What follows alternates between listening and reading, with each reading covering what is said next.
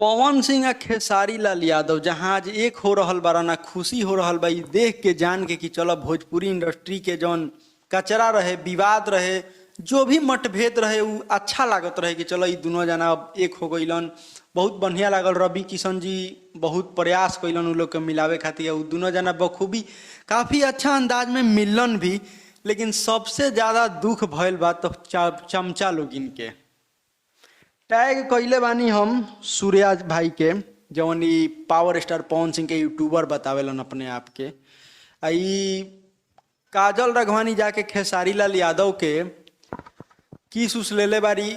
हमरा हम तो ऐसा नहीं देखले, इहे कहत रहन खाली जाके थोड़ा सा गाला मिलले बारी या एथी कइले बारी। ओकरे के ई ना जानी कैसन कैसन नाम दे रहल बारन। हम तो जौन देखले बानी उहे बताएम।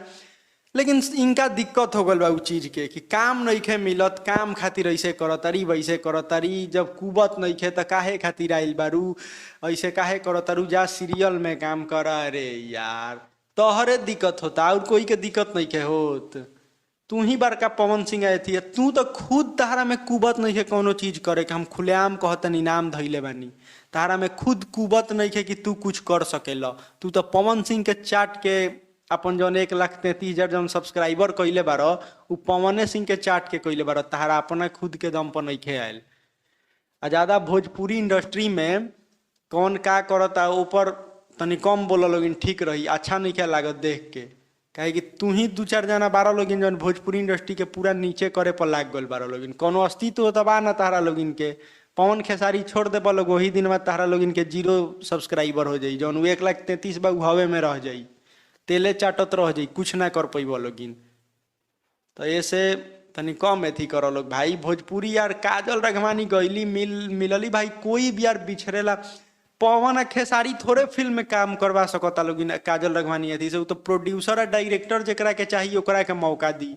नइखे मिलत, नइखे मिलत। मिललक लोग साल 2 साल बाद गाला मिललक लोग, खुशी भइल, एथी भइल। तो इनका एगो अलगे थी। अक्षरा सिंह ना गई अवार्ड शो में तो उनका के बहुत बड़ा बड़ा बात कहता लोग कि हई से ना हौ से। आज से 4 दिन पहले गरियावत रहे लोगिन कि पवन सिंह के हई हई हौ हई। तो ई लोगिन कोई के फैन ना हो लोगिन। ई ना पवन सिंह के फैन हो लोग, ना ई खेसारी लाल यादव के फैन हो लोग, ना ई लोग भोजपुरी के सपोर्ट करेला लोग। ई लोग खाली अपन रोटी सेके के फेरा में रहेला लोगिन। आ पवन सिंह के नाम पर ही अपन फैम जमाइले बा लोगिन। 1-1.5 लाख ढेर जना कम देखो तनी 1-1 लाख के ऊपर सब्सक्राइबर कइले बा लोग। लेकिन पवने सिंह के दम पर कि हुआ अपना दम पर नइखन कइले। ये हम खुलेआम कहतनी। तो ऐसे भाई बहुत बुरा लागत आटे। ऐसे मत कह लोगिन के का करता। ठीक बा कोनो गाना के प्रमोट करेला लोग तो खुशी होला कि चलो हाँ भाई गाना आ रहल बा, एकर प्रमोट कइला अच्छा लागल। हिंकर गाना में अश्लीलता बा ओकरा के नीचे दिखावेला लोग, उ सब ठीक लागेला। लेकिन अब ऐसे होई तो कैसे होई, बात समझ लोगिन। ऐसे ज्यादा हम कुछ नहीं कह सकत। उम्मीद बा कि तहारा समझ में आ गल हुई, ना तो फिर आगे का हुई अब समझ सकत तारा लोगिन। आ गल बानी हमू लाइन में, ई है।